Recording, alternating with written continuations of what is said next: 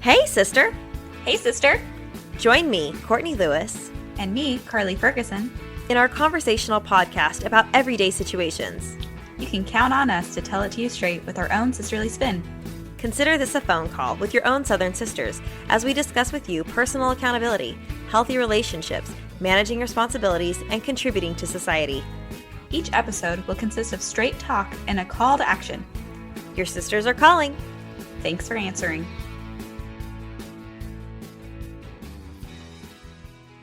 Welcome to Hey Sister. This is episode 16, The Mother Nature. We are so excited y'all are joining us for today's episode, which is going to dive into loving our roles as mothers and caring for ourselves and other moms, particularly right after giving birth.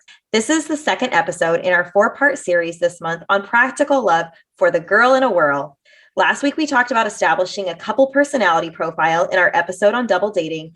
And over the next couple weeks, we're going to be talking about loving and spending time with extended family and also how to really love your own home. Today, I get the pleasure of introducing the sisterhood to a new friend of mine in Waco, Texas. Erin Young is a mother of 5 children ranging in age from 6 to 14. She and her husband, Ryan, met while studying at BYU and have been married for almost 16 years. For the last 5 years, the Youngs have called Waco, Texas home. Erin has lived in California, Utah, Idaho, and Texas, and has observed similar maternal health disparities and deficiencies within the healthcare systems of each state. This led Erin to pursue her master's degree in public health in order to more actively affect change in maternal health. She will be graduating from Baylor University in the spring of this year. Erin is currently working with the Baylor College of Medicine in Houston on the Uplift program, which provides in-home visits by clinical social workers to women who have screened positive for postpartum depression.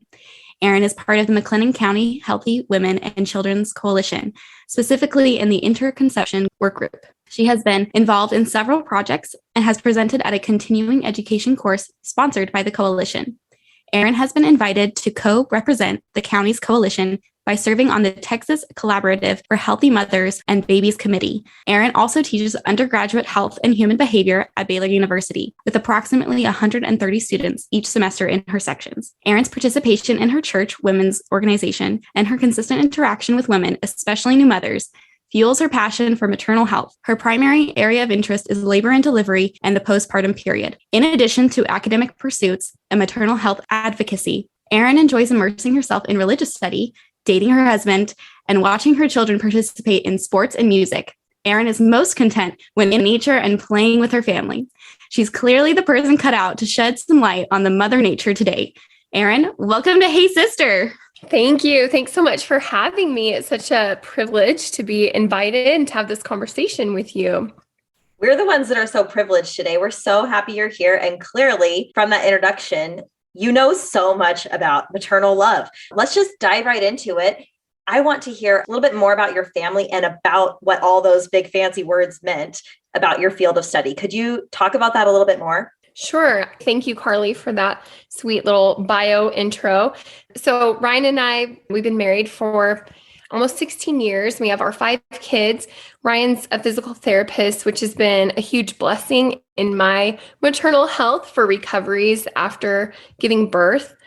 What do you mean by he's helped you with your care after having a baby? What does that mean? This is one of the areas that is great concern with postpartum recovery that's very deficient in the U.S. is after a woman gives birth, we basically check her out at 6 weeks postpartum. Recently, we've been adding an additional visit at about 2 weeks postpartum and basically checking out the uterus and saying, you look good, carry on with life.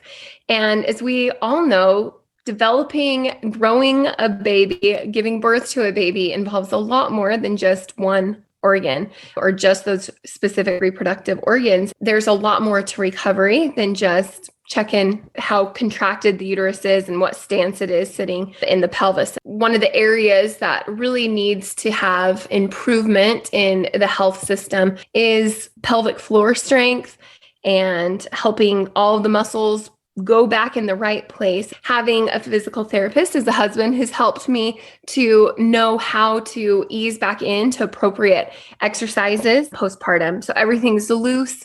6 weeks, they say you're welcome and free to resume your normal activities with very little further education beyond that. Depending on the lifestyle of the woman, she might just jump right back into heavy weightlifting or different exercises. If she feels pretty good, she'll just jump right back into it, not really being aware that the pelvic floor muscles are just so loose that by doing any kind of weight-bearing exercises, even after that 6-week mark, you can really cause some lasting injuries. And diastasis recti, we always think abs, we want great abs. And those are the more exterior of our abdominal muscles. And we need to first focus on some of the interior ones and our obliques and make sure everything's getting cinched back together appropriately. And then eventually move up to working on the rectus abdominis muscles that look so good when they're fit.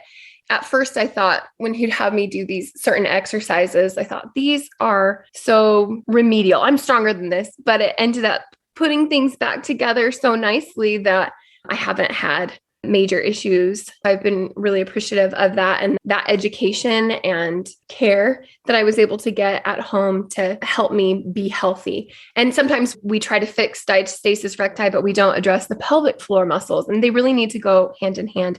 So women, even when they think they're not doing like heavy weight-bearing exercises postpartum, things that just bear down on the pelvic floor muscles can cause some negative effects down the line. So that has been a huge blessing to have Ryan as a physical therapist. That's what I mean by that. It's just pick your spouse by their profession. And this was really, really helpful. So observing all of having 5 kids and having experiences of my own, and then girlfriends gab, this is our favorite conversation. Have you noticed this when you're in a mom group to share birth stories and breastfeeding stories? My husband always marvels, like, you're with your friends and you know their blood type, all of the details of their birth experience. He'll go hang out with friends and they just play basketball and feel like they're really close to each other. So how women connect, we really get into it and get pretty personal. That female community is so important in our whole lifespan, but particularly during that postpartum period, I believe.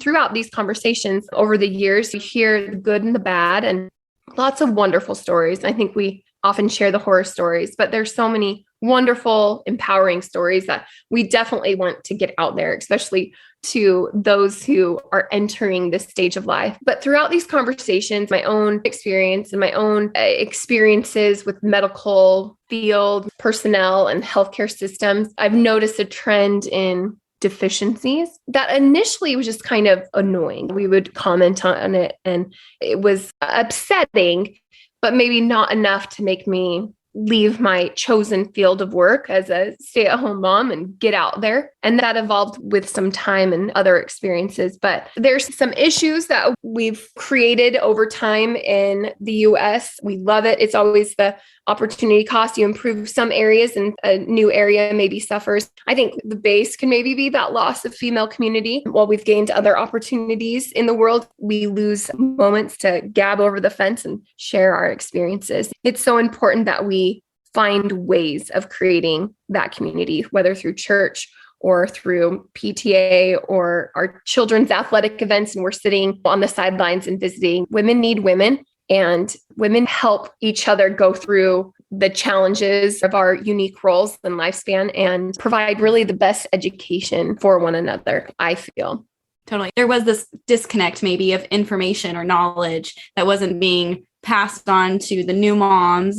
And so with diastases recti and some of these physical ailments, I know that there are moms who feel like, oh, well, that's just what happens, right? When you have kids, and this is just what I have to endure. And that's why I love talking to you about motherhood, is because it's really this idea that we're able to share and communicate and learn together, and that we can improve and not have to endure some of these things that could be an issue, but that really by sharing and building this community, like you talk about, we really can grow as being moms instead of feeling like, oh, I'm just having to take this hand that's been dealt to me physically, mentally, socially, right? So when you speak about community, what does that mean and how do we build that? That's great. And I like what you said about sometimes we just think this is the hand that we've been dealt and we just have to roll with it. And we do that. We talk about that, mom crosses her legs while she's standing so she can sneeze, right? And everybody's like, we know why there's that need. And so what is common, I guess we shouldn't normalize as being acceptable. And it should be our expectation that as a mother, I can jump on the trampoline with my kids. It should be our expectation that we can sneeze and cough without leaking urine. So sad. And it's so baffling. Like, we live in this developed world and developed society, and it's shocking what kind of conditions we can become accustomed to and just like, it's just the way things are. Urine leaking is really not how adult women should be living. And there are things we can do to improve that community of feeling seen and feeling like you're not abnormal or something's wrong with you is helpful and supportive.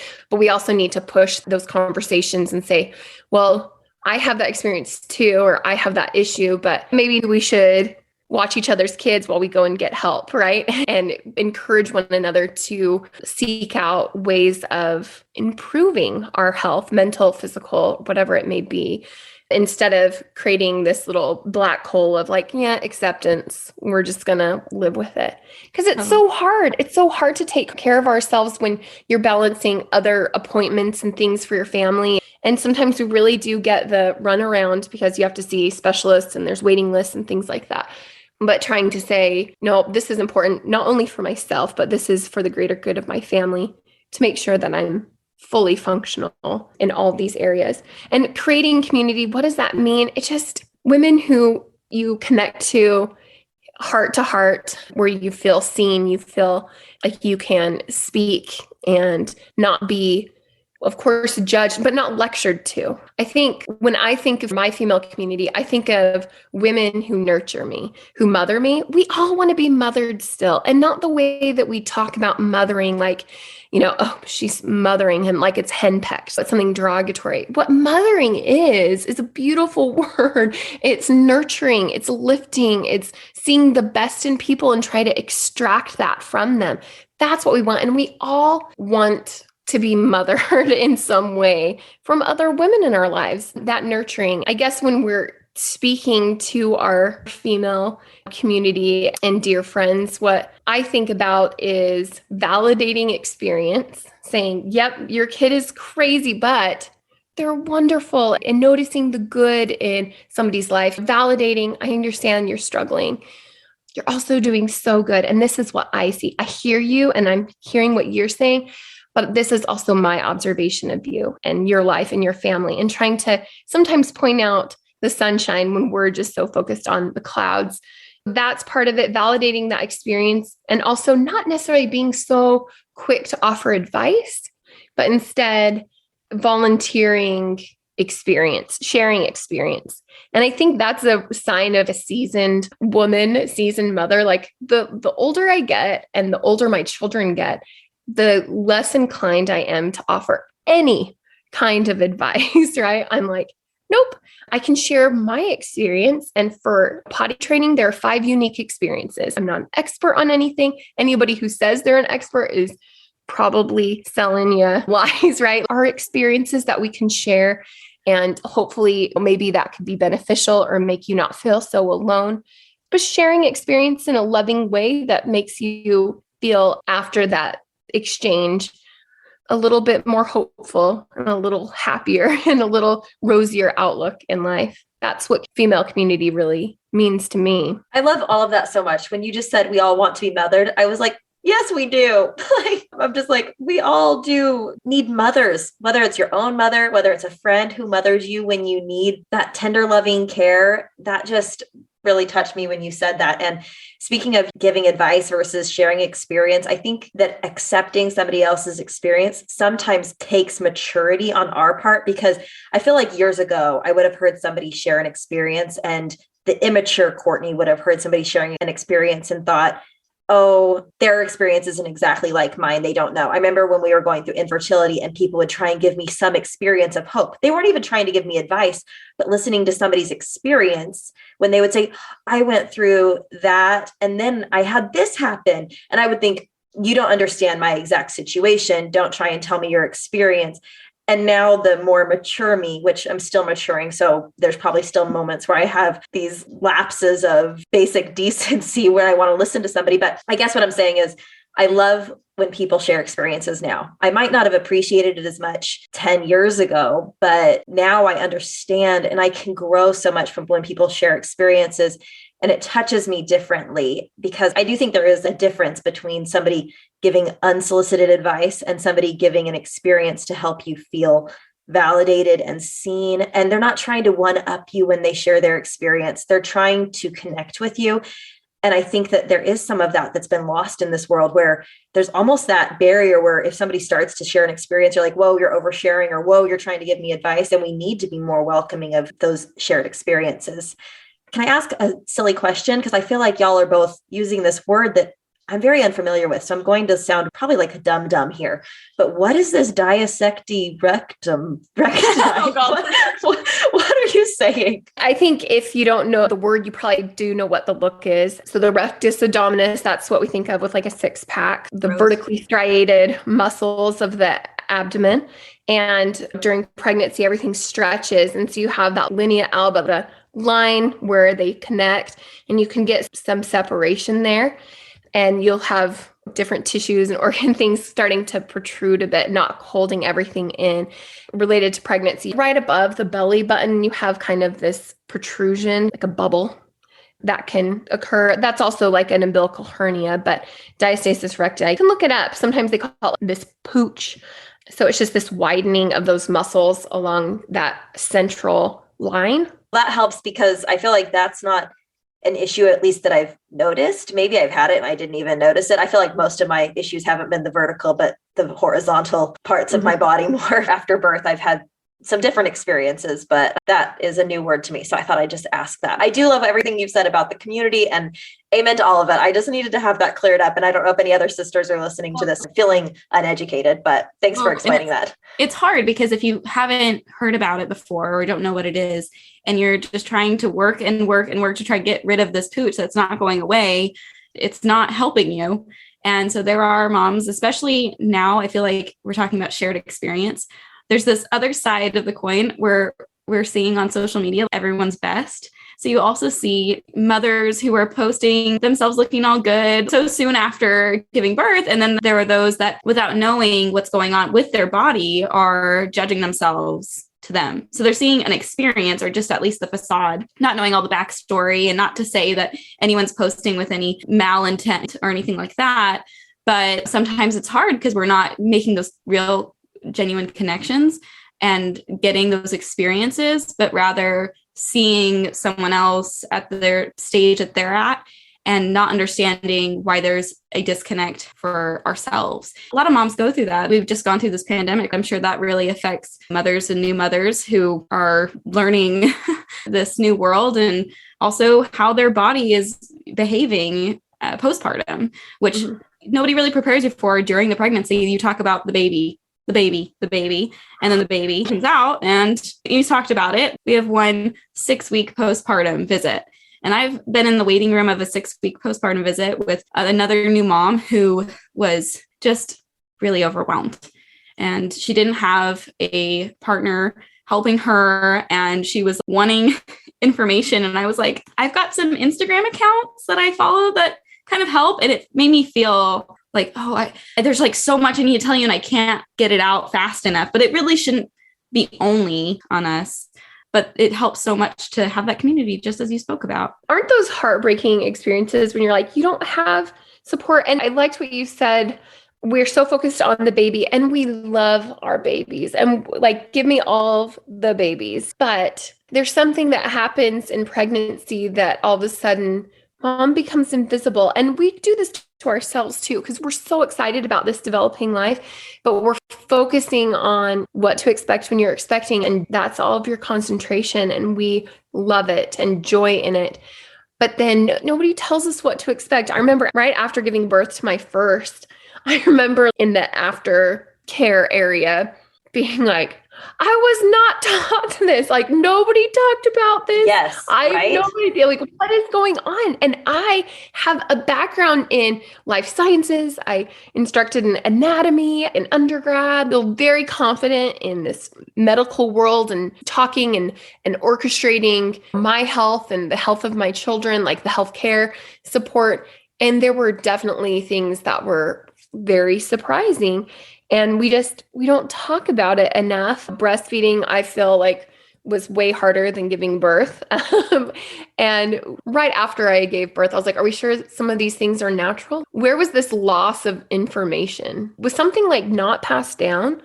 How did other people figure this out? We really do need to improve our conversations about what's happening to our bodies during gestation. We love seeing that babies developing fingernails at this week, etc. But also, what is happening to your round ligament? Yes, that's round ligament pain. What does that mean? What is supposed to happen there? Words like prolapse. You never hear what prolapse is unless you've experienced it. Do y'all know what prolapse is? This is where either your uterus or your bladder or your rectum start to slide through your vaginal opening because your pelvic floor is so loose. And so bearing down can cause them to slide, and you can get surgery or could do physical therapy. It can happen even during pregnancy, but nobody warns you about this. Like, be watchful of this. And I think there could be a lot of preventative care if we were just more educated. You know, we can do certain activities that can give us better health outcomes if we just had a better awareness of what to expect. I love listening to you talk about it because the awareness helps me not to feel alone. Just even hearing those experiences or knowing that if my body is not doing this just right, or maybe I'm having a hard day and I love my baby, but it's been a rough day. Just because we're having ups and downs doesn't make it abnormal, because we're not really getting a good sense of what looks normal. And to each person, it's going to be different. But when you're not given all of the information, and not just given it, but talked through it, the experiences like we go back to, and hearing someone else say, yeah, breastfeeding was really hard for me. Like, you might have one mom who said, I super overproduced and my baby was not latching and I got mastitis. So you hear one side, or it's, I wasn't producing enough. It was causing me so much anxiety. I couldn't handle if I wasn't feeding my baby enough, and nobody was helping give me encouragement in that. And so I decided to bottle feed, and now I feel this guilt. Or whereas if you had people who are like, I went through that same thing, went through that, and you're doing great, mama. Like, even still, you are doing an amazing job, and it is the most important work that you could be doing. And yeah, there's some things that help us all when we're going through that, because we're really going through it together, even if it is 10 years apart and somebody's sharing their past experience. But it helps to, as you said, make them feel seen. I love that. Carley, you just mentioned that word work too, as you're saying all of that. Like, caretaking is work, breastfeeding is work. And I think sometimes we forget that that is an element of motherhood. And I love, Erin, that you said that I didn't know that I wanted to leave my work or my job as a stay-at-home mom to look into this industry or look into caretaking for women after birth. But you were talking about your job as a mom. Like, that is a job. You are working at being a mother. As much as it's this calling and we all see it as this instinctual thing, it does take work. And I want to know more about what you were saying. You said that we've had all these advancements as women and we're so proud of that, right? But there has been this loss in community. Could you talk a little bit more about that and why we might not be talking as much as women, even though we're advancing? Right. Not to be controversial or anything, because we love the advances that have put us in this position. It Absolutely. really is this opportunity cost. But sometimes I think I should write a paper about Rosie Riveter not going home. Everybody knows who Rosie Riveter is. It's that image of that amazing female who entered the workforce during World War II and stepped into these roles that were typically for men, and helped the war efforts and really helped things function at home and provided for things abroad. And we love that. Like, my great grandmother was a Rosie Riveter, and we have these wonderful pictures of her. And some of them chose to stay in the work field and not return to home. Or some of them, maybe they didn't choose that. Maybe that was chosen for them. Maybe husbands were killed or economics made it so that they needed to be there or chose to be there because that was fulfilling for them. Whatever it was, it opened up some opportunities for women. And we've seen that develop through the decades. And that's a blessing. But with everything, there's some other maybe unforeseen or unintended consequences to that. So there are fewer women in the neighborhood chatting over the fence, watching kids, talking to each other and sharing experience. And especially in previous decades, I feel like things have gotten better currently. And I think COVID has had some positive impact on life for working families, for parents. But like 80s, 90s women, power suits, like it wasn't appropriate or they didn't feel it was appropriate to talk about their home life around the water cooler. That's not professional. We're trying to be like men, wear those power suits and be just like the guys. And I think we're blessed to now live in a time where I think it's acknowledging the roles of parents in the workplace and making accommodations for all of those important roles has improved. And again, especially with COVID, as people are balancing working from home or have had to do that, it's opened up more conversations. And I think most people have seen a reset in their priorities, at least at Baylor, in conversations I've had within my department that have been really impactful, where the professors are like, look, we're not going to regret being at home more. We might regret spending time in the office. End of life, you're not going to be like, gee, I wish I spent more time in the office. So I think, though, that's kind of what has led to some issues with lacking female community. And so we've had to seek it out a little differently. If we can't find it in our neighborhoods, and in the past, we haven't been able to find it in our places of work, we've had to find it elsewhere. And perhaps it's just not coming in great abundance or at certain points of our lives. We might have a mom that can come help us, but that's her experience. And maybe our experience is different from her. And so the more women that are able to surround us, I think the better. For me, with my oldest, I had some women visiting me right after I gave birth, and I was feeling so much guilt over my difficulty with breastfeeding and very different from my mom's experience.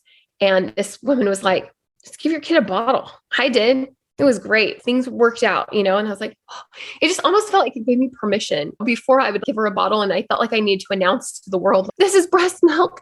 I'm pumping. See, I am a good mom, right? And now you're like, the goal is to keep mom and baby alive. You don't get a gold medal for how you fed your baby. You don't get a gold medal for how you gave birth or how you grew your family. Our objective is to be healthy moms raising happy children and productive adults eventually. For these moms, we've talked about how it can be work in the home and we are feeling that on the daily. How can we as a community help moms? What can we do for them to really help alleviate some of those burdens, the things that are just taxing on us day to day? I love that question. I think at different points of my life, you think, okay, well, there's a new mom. You go and you take her dinner. You go and you visit with her and fold her laundry. And you always hear these stories. I'm like, okay, I've received meals. I've taken meals. I feel like maybe once or twice I've gone over and had a relationship where I'm folding laundry with somebody. We don't usually do that. We think that's a great idea. But I would itemize these type of things, watch her kids, do her dishes, things like that. And it wasn't until I went through an experience of my own that it gave me new eyes to see what a mom needs. I'll just tell you a little bit more of that bridge that linked my observations and then led me to some course changes and the action that got me to study more formally public health and maternal health specifically. Like I said before, my background was in the life sciences. I was intending to do PA school, and I'd worked in different medical clinics in different capacities, like phlebotomy and medical assisting and job shadowing, all sorts of stuff. And I taught anatomy, I did a cadaver labs, and I felt really good about how I understood physiology and specifically my body. And I just had this idea that if ever something went wrong, I just needed to get to a hospital. I just needed to get to a healthcare provider, just call for help. A lifeline would be sent. So I was able to have 5 really great deliveries. If there was a gold medal, I would have gotten it, right? No, but I felt really in control and really in command. I could direct my health. I could direct my deliveries. I could direct all of those after visits of my kids. And I felt pretty good. And of course, I noticed issues that I didn't like in the system, but okay, moving on, like my life, I felt like I was pretty good. But after my 5th baby, I had an umbilical hernia. So I knew that baby number 3 caused that. But by baby number 5, the decision was made, like, I should just get this repaired so it's not causing me issues later. And an advisement of my doctor, who I loved, who was a mother, and we had a really good relationship. She just shared, you might want to get it done soon after delivery while people are still in the mode of taking care of you and providing support. So I did. So just like a couple weeks after giving birth, I had this little surgery, really minor, but it ended up really limiting me in ways that I've never been limited before. I'm used to just having a baby and carrying on. And I had limits in how I could lift. And I had 5 babies under the age of 8. So, what that stage of life is like when they're all little, where you're doing everything for them except for like cardiac function, right? Like everything. Yeah. Let's just talk about that, except for cardiac function. That is so funny. Right? Like literally like eating, toileting, dressing, buckling, like everything. And it's wonderful and exhausting, and feeling inhibited was really hard for me. And I took this like mental blow because of it. Ended up self-diagnosing as postpartum stress disorder. But on a counsel with my husband, he was like, I don't think we're doing well, And so I cast that lifeline. I called out for help, and no life preserver was sent. I'd called and said, I'm going through this, and there was no follow-up planned. And when you're not doing well, it's really hard for you to make yourself appointments. It's really hard to be more assertive and say, no, you need to see me right now. I ended up recovering and doing fine. But as a result, it provided this like world shift where I thought back and I think back and I recognize how lucky I was because of my background, because of my support system, because of who my husband is. I was really lucky. And it really just like chills me to think of other women in similar situations who don't have the stars align and have that support or that background knowledge. What about them? Who's rescuing them? Who's looking out for them? Who's catching them? And these deficiencies now that I had observed over years added to this own personal experience, just like created this critical mass where I was like, all right, I've got to do something. This was when my youngest was just born. She's 6 now. So I had about a 5-year time of this germinating. And I started making plans. Okay, I'm going to do something. I would describe it, my journal entries.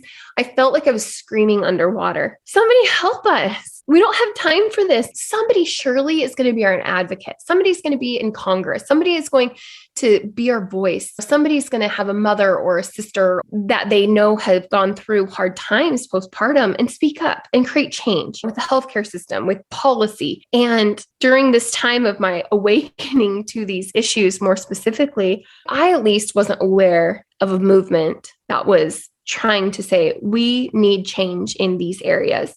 And in my admissions essays, it was very telling. I was just like, fine, so I'll do it. Nobody else is doing it. Fine, I will. I offer myself as tribute. I will be voice because this has to be done. And initially from a point of just irritation, like I'm leaving my chosen profession to go out and create change because nobody else is doing it. And of course, now I see others are doing it, but we really need to combine some of these voices and make it amplified to really create this momentum of change. So sadly, my personal experience doesn't really give you a seat at the table for these conversations. And so I had started looking at a master's in public health, add some letters behind my name. What's the easiest way to do that? And looked at online programs. And my youngest was anticipating starting kindergarten. My dad was nearing retirement and he had said, what are you going to do when you're like an out of work stay-at-home mom, when your kids are all out of the nest for 6 to 8 hours? And so I really started looking into like, okay, I'll do an online program. And living in Waco, I just had this moment of inspiration of, well, your house will be empty. You live down the street from Baylor. Why don't you just look and see what they have? Do they have a program? I looked into it and it was like sunbeams shone down because the courses listed were exactly what I wanted. There were things that I'm like, I knew I lacked tools. You have this vision of, I want this outcome. I have these ideas. How do I take the steps to achieve that? And the courses listed just spoke to me, and I knew those would help me fill in those steps. It has been just a huge blessing ever since, and has really helped provide me with tools and more ability and more awareness of who is out there doing research and work in this area. And my big push is, okay, we got the publications, we have the research. Now, how do we implement it? How do we get this actually to the individual women? And it's been so rewarding and really healing, really cathartic for me to be participating in this area. Huge blessing. Well, that's super exciting to think about how that change that you wanted to be a part of, you wanted to make happen. And I like how in your bio, it's talking about the coalition and these terms for the united effort, and being a seat at that table is so important. I love this conversation too, because we're talking about not just in the healthcare setting, but in our mom friend groups or at the park, or as you said, at the sports games, sitting next to other moms. We can continue to communicate and share experiences with them to alleviate some of the feelings that can be associated with motherhood that are hard, that we don't know what to do with, but also share in the joys. It's a beautiful thing to be able to share in the community of being a mom, not just because we're raising these amazing little ones that become big ones, but we're also growing ourselves. So that's super, super awesome that you're continuing to grow and make that change as a mom. And I love that you said that we're growing ourselves, because that, I think, is really, when you get down to it, it is such a transformative process. The postpartum period continues on that transformation. I think as women, as moms, we're constantly going through this metamorphosis and adding dimensions to our identity through motherhood and nurturing opportunities. And as bearers of new life, as we usher in not only the new life of our sweet little babies, we also are ushering like new life of our own. And it's a beautiful thing to be able to share in that joy with others and provide that encouragement, and also to help support in those areas that are hard and are dark, because we do have this stigma that is hard to address. So we can do all we want with policy, but there is this idea, this notion of good mom. We put this on ourselves like, well, a good mom wouldn't X. A good mom would do this. Something's wrong with me. Something's broken with me. If I'm not just so happy, everybody's like, oh, you're healthy and your baby's healthy. You should be so happy. And so what does that do to a woman who's like, but there's something doesn't feel right? And for me, sometimes putting it on, well, this is a physiological basis, helps move forward to get assistance when you realize this isn't a choice. I'm not by choice struggling, right? It's not something that if I just had more grit, I can just buck up and overcome. It's okay to get some support outside of your friend group, outside of your community, get tethered to some medical intervention is really beneficial. And back to what you had asked earlier, before I went on my labyrinth to come to this, prior to my own experience, I would have said, how do we best support new moms? And I would have itemized those things of like cooking, childcare, housework. But when I was going through my hard, I would have these moments where I just felt like irritated and just irrational. And I'd have these moments where I came to myself where I'm like, okay, look, your husband's literally doing everything, and you're just like holding a baby. What's going on here? And so from this process, I realized, my responsibilities are being taken care of. I don't feel taken care of. And so I think that would be my message of what does aftercare look like? What can we do to support our sisters? It would be, maybe help take some of her responsibilities, but make sure you're also connecting to her.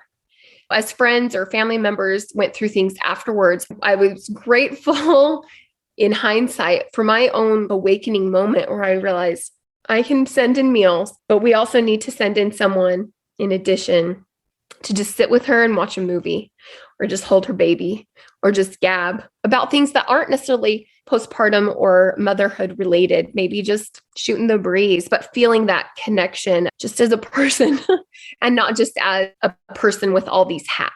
We are the cooks and the housekeepers and economic providers and all of these things, but we also distill that down. I am Erin, you are Carley, you are Courtney, and we have other thoughts and needs and ideas beyond that. I remember at different points postpartum having these all about me sheets that we would fill out for like church. And there were times where I would just sit at it and cry. And I'm like, I don't know. I don't know the answers to these anymore. And so sometimes as girlfriends, it's helping us remember those answers, remember the things we liked, the hobbies we had, and recognize that it's not that we've lost ourselves. It's that we've added to ourselves. And it's okay to keep some of those wonderful things of our past and rekindle the love for those areas as we move forward into this transformative process where we keep adding to our identity. We've not lost our identity in motherhood. We're expanding our identity through motherhood.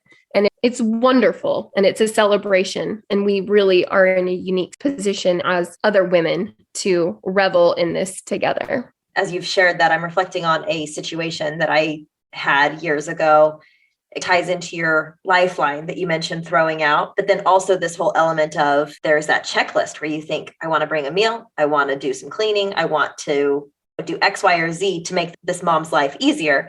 But years ago, before I had kids, I had this friend when we were living in this small town in New Mexico, and she had, and I want to say 7 kids, but I actually think it was 9. It's been a while since I've talked to her. So she had a lot of children and wonderful, wonderful family that I loved. And I remember her talking to me and another friend of mine, and neither of us had kids at the time. And I remember her telling us all of the things that you're saying, literally like verbatim, everything where she was going through. I just miss playing basketball and this gamut of things that she missed as a mom, and talked about her responsibilities, getting kids to and from places, and talked about the fact that her house wasn't clean, talked about the fact that she has to do shopping based on what's on sale because she has to buy in bulk. And she was just giving us this whole list of all the things that she's doing for her 9 kids.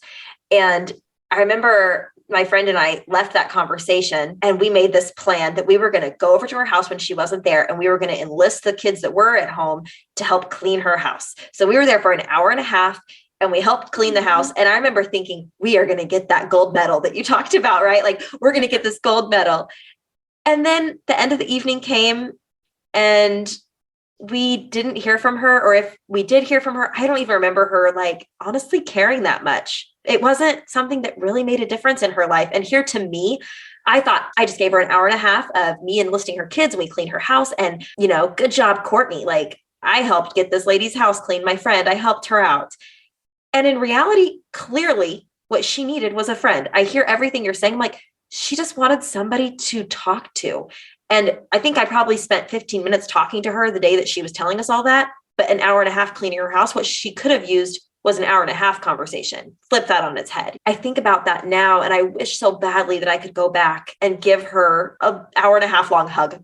My heart breaks because I am growing now and I'm learning the areas that now I cringe that I didn't pick up on, those calls for help. I wish I could have been that lifeline. What I love that we've talked about is that feeling seen and the metamorphosis of being a mom, because the feeling seen part, like, you have a little baby and you want them to be seen. And most of the time they're the ones that are getting this attention, and that's deserved because they're just so precious. But it's hard because, especially when it's your first, people come rushing through the door and they're like, give me the baby. I love the baby. And you're like, hi, yeah, I just went through something kind of crazy. It was a little traumatic. It was a little life-changing. And here I am. Feeling seen is a little different. And then to your point, Courtney, where you're trying to help and you're alleviating these responsibilities. Well, we are not our responsibilities, right? We are not just the cook, cleaner, whatever. We are people. And I think one of the best things that's been done for me is when I go to something and I have another woman say, I am so happy to see you. Those words make the most difference. And from there, they could do something nice for me and do something nice for my baby. And it feels really good, but it fills my cup to have someone say, I am so happy to see you. I'm so glad you're here. And that is without kids, not needing anything else. That's just helped me so much. So I love that being seen. Erin, I appreciate that you're our Katniss Everdeen volunteering as tribute from this motherhood district. And the rest of us, we can't necessarily put those letters behind our name to fight this battle for advocacy. What can we do, Erin? Give us a call to action. We love to have our sisters have a call to action. So give us some words of wisdom. I guess as an invitation, I would say that if you have a new mother in your life, consider how you're supporting her beyond just her roles and responsibilities. Connecting to something you said, Carley, when it speaks to your heart when people say, we're so excited to see you. And I remember my mom commenting on this, or I sometimes maybe say this in jest to other women, which maybe I shouldn't, but you'd call them by their child's name, like, oh, hi, Erin's mom, or hi, Carley's mom. And we love that. We do love that. But it is so important to say, hi, Carley. It's so good to see you. Hi, Courtney. It's so good to visit with you. Saying people's names is important. It connects us and letting them know we're excited about them and not just their darling children. One of the best moments, I have such good family and sweet support, but after I think it was my third baby, when he was born, my husband's aunt came over to visit and she brought him some cute little shoes, but she also brought my husband and I some salted caramels that were local and just a real yummy treat. And she brought me some perfume. And that was just like amazing to me, that she's like, this is something for the baby, something for the couple, and something for mom.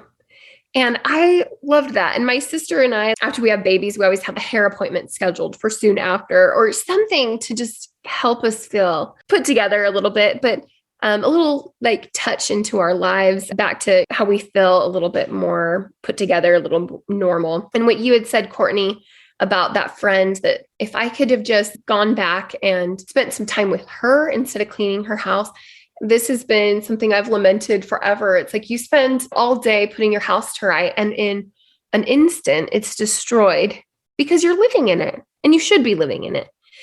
And so it's nice to be able to create things that last. A clean kitchen doesn't last. A swept floor certainly doesn't last, but relationship lasts. A night out with some friends, just connecting, that creates lasting memories. Playing with your kids lasts. Getting out of the house and going to a park, those all create these memories that are lasting. And trying to create those moments for other moms so that they can build those memories with their families or with their friends is a real gift that maybe as an invitation might consider. So wrapped up into that invitation of how can we consider how we can support another mother? And it doesn't need to be new, right? It could be just a mother. How can we do that? How can we nurture? How can we mother other mothers and lift one another and share experience, not advice? That was absolutely beautiful. Thank you so much for joining us today, Erin. We are so glad that you've been here. Before we sign off and end this awesome call with you, can you share with our sisters how they can connect with you? Sure. My email is Erin, ERIN _Young, and then the number 1 at Baylor.edu. I'd love to hear anyone's thoughts that would like to share. Perfect. Thank you so much. Sisters, we hope that y'all will remember to come back next week for our episode on the value of extended family relationships. And if you're listening to us on Apple Podcast, we'd appreciate your review. 5 stars is what we're going for here. And if you feel inclined to write us a review, don't be too surprised if we share it on our social media accounts for our Sunday Sister callouts. If you're on Facebook or Instagram, be on the lookout for our roll call post this week, where we'll check in with you to see how you're doing with the call to action to consider how you can best support a new mom, or as Erin said, any mother in your life. Have a great week, sisters. Bye-bye.